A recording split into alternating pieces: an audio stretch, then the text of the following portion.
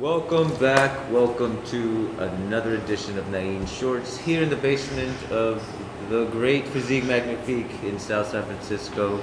That's 387 Grand Avenue. If you're ever in the area, stop on by. It's a great place. A lot of different professionals work here, from Olympic lifting to boxing to jiu-jitsu to tai chi to Shotokan, as well as just regular old working out, getting a sweat and feeling good about yourself. So definitely a lot to take in.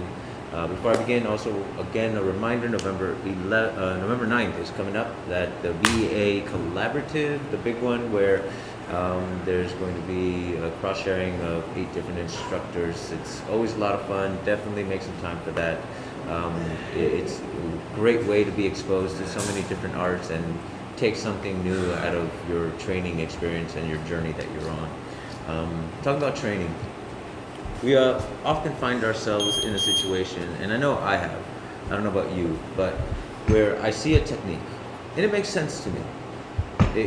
I saw the person do it and it worked for them, and then I go ahead and try it, and for the life of me, it's not working. It's not, I'm doing the moves the way I believe the moves are meant to be. And I say believe because, I'm humbled enough to say that no, I don't fully understand them, but I have a fairly good grasp of what I'm supposed to be doing, but yet it still doesn't work. So what am I missing? What's different about me versus that other person? It could be that I just completely suck at martial arts, and that's why it's taken me 10 years to get this far. And some people would agree. But for others, for you perhaps, who are more athletic, who are more into the martial arts, or who's been doing it a lot longer, you still can't seem to make it work. So what is the big difference? Oftentimes, the simple idea of height can change how a technique works in its entirety.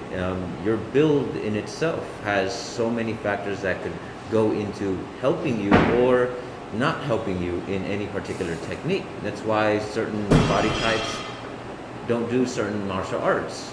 Certain weights aren't really on the floor rolling because, well, there's limitations that they can't overcome physically. That doesn't mean you can't do those things. It just requires a different way of thinking or modification.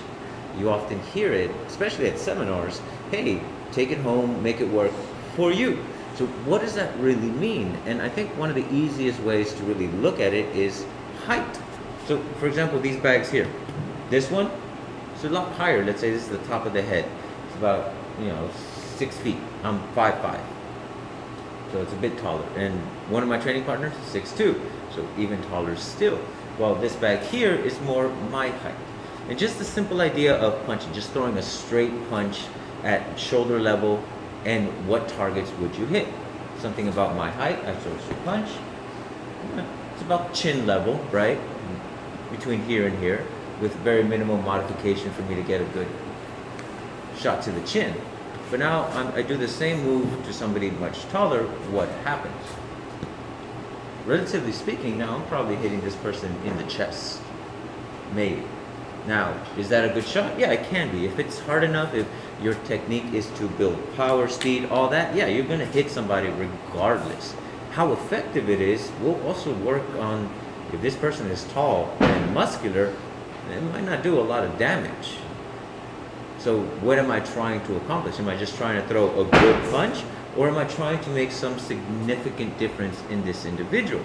And that becomes the second part that you evaluate of a technique. First, who came up with the technique, or who made that technique work?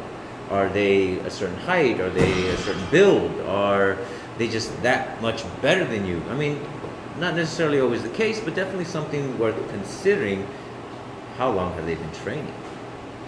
So yeah, they can make the modifications. And when they repeat that example of a technique, do things change?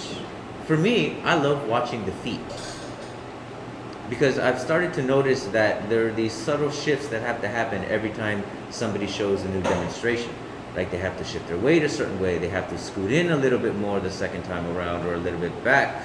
So there's all these things that you start noticing that, hey, the placement of the entire body was slightly different, which means they adapted to a change that happened to make that technique work. Now their height, the person is much taller than me. Yeah, that technique's going to work for them. The person that was their uke was also taller than them. Oh, okay, so now there's a height difference between the two. Saying I'm trying to trap an arm at the elbow. Well, this person, in order to hit me, has to come down at an angle. In other words, like this. Because they're taller, their shoulders are higher up than me. Which means it's easier for me to get to that joint and be able to then manipulate it the way I learned to do. For somebody more my height, it's going to be a bit harder to catch it the same way because now we're at the same level. So this doesn't become as viable. For somebody my height, it might make more sense to scoop down than it would be to scoop out and inside of their range. Just because our height similarities would make it a bit more difficult. Not that it isn't possible, but now you have to consider more than just that one technique in order to make it work. And that's where the fun happens. When you start seeing these differences and start thinking about how do you make them work for you despite the differences, then you can start making modifications and creating your own way of doing things. Your body, this is your greatest tool. You have to understand it as well as you possibly can. And no one better than that than Rick, because his tool is broken. Hello, everybody. And we've talked about this before. And again, I don't mean to put him down in any way, shape, or form. It's just I'm constantly in awe at the way that he can use his body most effectively despite having so many limitations. Like he can't even get down like that. Okay. So what he was talking about earlier about somebody having to fight somebody taller versus somebody smaller, when he goes to punch him, he's got to come down. Already that causes him a couple of problems. And one is that he's going to be off balance. His power is coming down, so it's going to shift. So when he comes down to hit me, I'm right here. I can do crazy stuff. He goes again, because of where I'm at, this going in his eye. I can do all kinds of cool things. I can hit here, have new targets that I can take care of. And right away, I'm already on my toes. I'm like using my toes really hard right now to try to just stay upright. Yeah, so there's the difference on that height. Now, at the even height, does that work the same?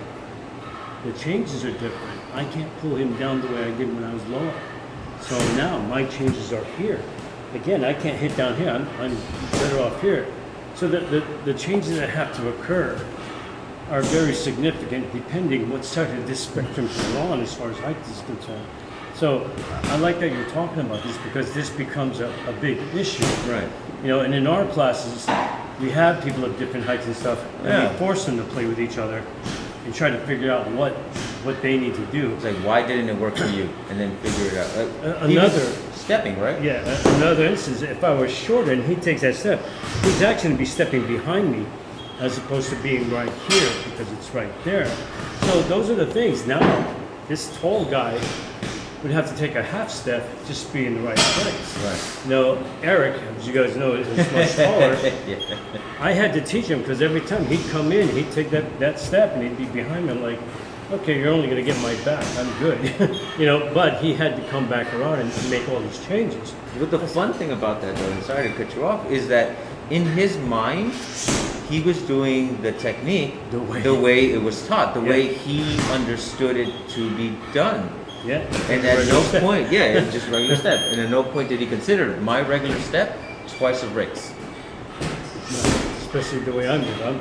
I don't even like to take the first step. No, because you walk with your wife who's like this tall. Exactly. So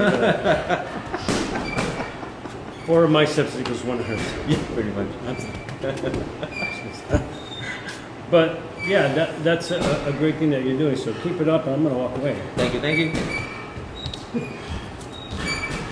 So, thank you, Rick, for the visuals. But this, again, it goes back to the thought process. Every time you train with somebody new, is why I emphasize the idea of going to seminars and cross-sharing events, because you get to play with people from different heights, different mentalities even, that change the way they view things. Now, it's all fun and good to share your own ideas, like, oh, in our school we would do this, in our school we would do that. That's fine. That's great that you want to share that information. But while you're on the floor, while somebody is instructing, can you make that technique work for you? Can you take it apart? Can you put it back together? Can you make the modifications depending on height, weight, experience, and make that technique work the way it was shown? Well, not exactly the way it was shown, because the moment you consider these things, you can no longer perform it the way it was shown. But can you get across the same message? What was the idea of the technique? Oh, to take the elbow and bring the person down in front of you, close to your center. If that was the idea, if that's what the results, how do you then make the modifications so you, being smaller, taller, bigger, shorter, make that work and still get the same result? Because it isn't about making the moves look the same. It's about being able to accomplish the goal or the end result of that particular technique. And if we can understand that, then we can modify it as best we can to work for us and our needs. But an idea. Thank you very much for joining me on another one of Nain's Shorts. Until the next one, 3, 2, 1, cut!